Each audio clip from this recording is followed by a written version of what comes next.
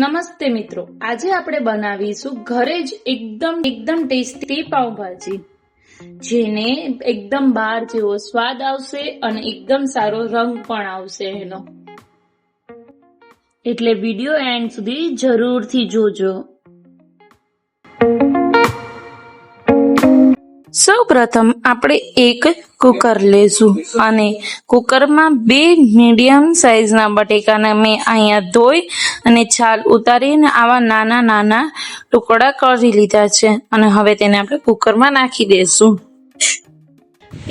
ત્યારબાદ આપણે ઉમેરીશું ફ્લાવર. મેં અહીંયા ફ્લાવરને સારી રીતે ધોઈ અને એને નાના ટુકડા કરીને સમારી લીધું છે અને તેને આપણે કુકરમાં નાખી દઈશું.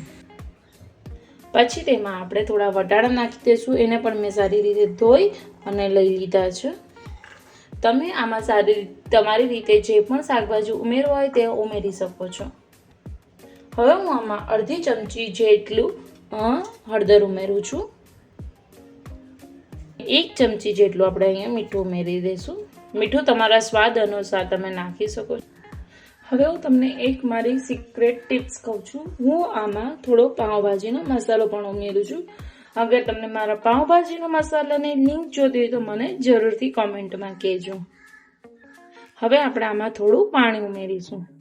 પાણી આપણે એટલું જ ઉમેરીશું જેટલે આપણા શાકભાજી ડૂબી શકે અને અમે આપણે એને સારી રીતે મિક્સ કરી લઈશું. 1 ગ્લાસ જેટલું પાણી અમે ઉમેર્યું છે અને હવે મેં એને સારી રીતે મિક્સ પણ કરી લીધું છે. હવે આપણે કુકરને ઢાંકીને તેમાં 5 થી 6 વિસલ સારી રીતે વગાડી લઈશું, જેથી આપણા શાકભાજી પણ સારી રીતે બફાઈ જાય અને સારી રીતે. હવે તમે જોઈ શકો છો કે આપણું શાક એકદમ સારી રીતે બફાઈ ગયું છે. એકદમ સારી રીતે મેશ કરી લઈશું શાકભાજી.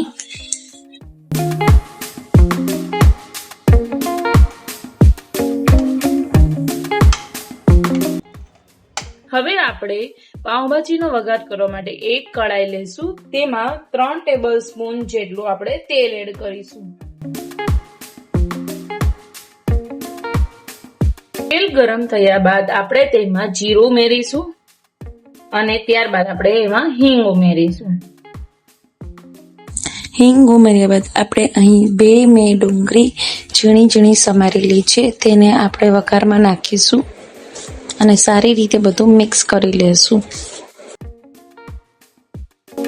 2 થી 3 મિનિટ સુધી આપણે ડુંગળીને ચડવા દેશું, જ્યાં સુધી તે ગોલ્ડન ન થાય ત્યાં સુધી. ડુંગળી થોડી ગોલ્ડન થયા બાદ આપણે તેમાં લસણની પેસ્ટ ઉમેરીશું. લસણની પેસ્ટમાં મેં આદુ સાવ ઓછી માત્રામાં નાખેલું છે. અગર તમને આદુ વધારે જોતું હોય તો તમે નાખી શકો છો. આદુ લસણની પેસ્ટ નાખ્યા બાદ તેને 1 મિનિટ સુધી ચડવા દેશું, જેથી લસણ અને ડુંગળીની સારી રીતે ચડી જાય તો તેનો સ્વાદ પણ સારી રીતે આવશે. આદુ લસણની પેસ્ટ ચડ્યા બાદ હવે આપણે તેમાં ટમેટું નાખી દઈશું. મેં અહીંયા એક ઝીણું સમારેલું ટમેટું લીધેલું છે, જેને સાવ ઝીણું સમારી લીધું છે. હવે બધાને સારી રીતે આપણે મિક્સ કરી લઈશું. જ્યાં સુધી આપણા ટમેટા ચડે છે ત્યાં સુધી આપણે મરચાંની પેસ્ટ બનાવી લેશું. આપણે અહીં 2 ચમચી કાશ્મીરી મરચું લેશું અને 1 ચમચી તીખું મરચું લેશું. ત્યારબાદ 1 ચમચી આપણે પાવભાજીનો મસાલો લેશું અને 1 ચમચી આપણે ધાણા જીરું પાવડર લેશું. હવે આપણે તેમાં થોડું પાણી ઉમેરી અને બધું મરચાંની પેસ્ટને મિક્સ કરી લેશું. હું આવી જ રીતે બધા મસાલા મિક્સ કરીને તેની પેસ્ટ બનાવીને નાખું છું. તમે કેવી રીતે નાખો છો એ જરૂર કહેજો મને. તમે જોઈ શકો છો જે આપણે ડુંગળી ટમેટાનો વઘાર કરેલો હતો તે એકદમ સારી રીતે ચડી ગયા છે અને તેલ પણ છૂટું પડી ગયું છે. હવે જે આપણે મરચાંની પેસ્ટ બનાવી લીધી હતી તેને પણ આપણે નાખી દઈશું અને બધું એકદમ સારી રીતે મિક્સ કરી લઈશું. હવે એમાં થોડું આપણે પાણી ઉમેરતા જશું. થોડું જ પાણી ઉમેરતા જશું, એક સાથે બધું પાણી નહીં ઉમેરીએ. હવે આપણે આને 1 મિનિટ સુધી સારી રીતે ચડવા દેશું. હવે જે આપણે મરચાંની પેસ્ટ નાખી હતી એમાંથી એકદમ સારી રીતે તેલ પણ છૂટું પડી ગયું છે. શાકભાજી બાફેલા હતા તે પણ નાખી દઈશું.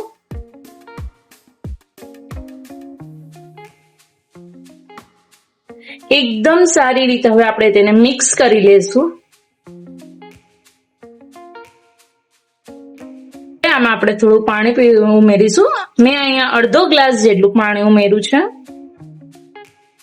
હવે આપણે ભાજીને 1 મિનિટ સુધી ચડવા દઈશું, જેથી તેનો સ્વાદ એકદમ સારી રીતે આવે અને બધું સારી રીતે મિક્સ પણ થઈ જાય. તમે જોઈ શકો છો એકદમ સારી રીતે આપણી ભાજી મિક્સ થઈ ગઈ છે. હવે એમાં આપણે થોડો લીંબુનો રસ ઉમેરીશું.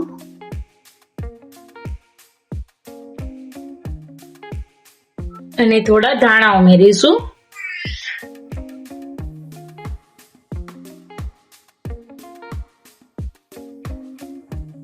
એકદમ બજાર જેવી ટેસ્ટી ભાજી તૈયાર થઈ ગઈ છે. હવે આપણે તેમાં થોડું બટર ઉમેરીશું. બટર છેલ્લે નાખવાથી તેનો સ્વાદ એકદમ સારી રીતે આવે છે.